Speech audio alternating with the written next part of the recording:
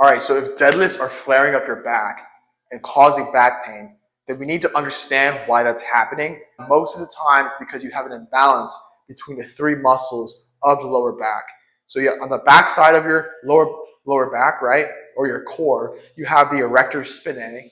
On the front side, you have your hip flexors. These actually connect all the way up into your lower back right here. And then you have the quadratus lumborum, which is the side of the lower back. So if one of these structures is weaker, tighter, significantly more than the other, it's going to pull on your lower back in a awkward way, and it's going to cause postural changes like anterior pelvic tilt, posterior pelvic tilt. It can cause all sorts of problems to happen. And so what we need to do is to restore balance to the lower back. The biggest one that is hugely imbalanced that I see with most people with lower back pain is that they have really, really strong erectors, and they also have really, really tight and weak psoas muscle. And so what people will do to fix this is they'll do leg raises in the gym, right? You heard people say, oh, if you have lower back pain, you got to train your core. You got to do leg raises, you got to do crunches, you got to do all this stuff to train the opposite side of the lower back. Well, they do the crunches, but that doesn't give you the relief because there's still tightness in the front side of the hip, right? That connects all the way into the lower back. So we need to address the tightness first, because if we can't even address the tightness, how do you expect to use your glutes, right? If we're restricted on this front side right here, we can't use our glutes or spinal muscles because we're so restricted like this. All right, so first things first, you need some padding for your knee. You need a wall, and then you're going to come in sideways to the wall. So I have my body pressed against the wall completely from my knee all the way up to my shoulder. I'm going to put my hands on the floor away from the wall like this, and then rotate my shin against the wall, okay? Just like this, so that my leg is straight, I'm locked in, I'm not moving from here. Now from here, I'm going to take my other leg and place it in front of me, all right? Just about 90 degrees of angle like this. And I'm going to take my same side hand and put it on the knee and use my hands to help me get up. Now you can also, use a surface right here to help you to balance. You can use anything really. But if you already feel a stretch here, you just want to chill. You just want to chill here and don't rip yourself apart.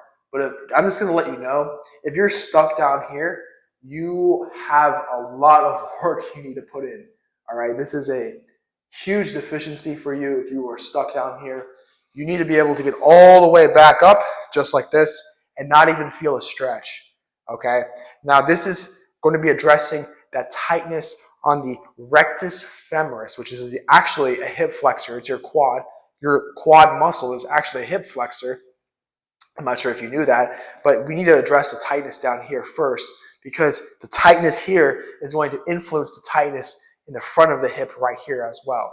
So we need to be able to get into this position first for 60 seconds. From here, once you have unlocked the couch stretch, shoulders to wall, then we can work on level 2. But before we do that, a few things. I'm keeping this glute squeezed the entire time, okay? So I'm not relaxing. I'm thinking about turning my pelvis up to the ceiling. I'm trying to point my junk up to the ceiling as much as possible. That's what creates the stretch right here in the hip flexor. And I'm staying active, right? I'm pushing my shin against the wall as well, using my strength. Now, if you need balance on something, that's totally fine. You can definitely do that. Another thing is, we don't want to turn away from this hip. We want to turn our hip this side towards this leg. So you want to turn this way so that we're square, straight ahead like this. Okay? Now again, we're trying to get our shoulders to the wall. That's just a test, right? That's what is the maximum range of motion because the wall is blocking me. Once we have all those cues in place, now we can lower, trying to get into a straight line. So we're trying to get into a straight line. Now my front hip is going to block me, and that's when I have reached my maximum range of motion. This is going to stretch the psoas more so up here in this region up here. So it's going to change the stretch to the upper hip flexor, which is the area we need to stretch because it is important for that lower back health. So you might have been doing stretches for your lower back. You might have been doing all this stuff, but it's actually been coming from the opposite side of your lower back, with the muscles that connect to the lower back from the opposite side.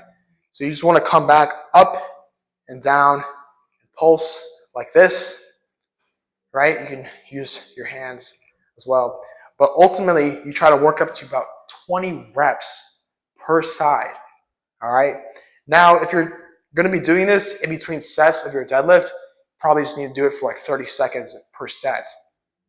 But if you're going to be doing this as a separate exercise, try to work up to more reps. Oh, and by the way, to get out of this position, if you don't know how to get out of this position, you can just rotate your shin out like that and then come out of it like that.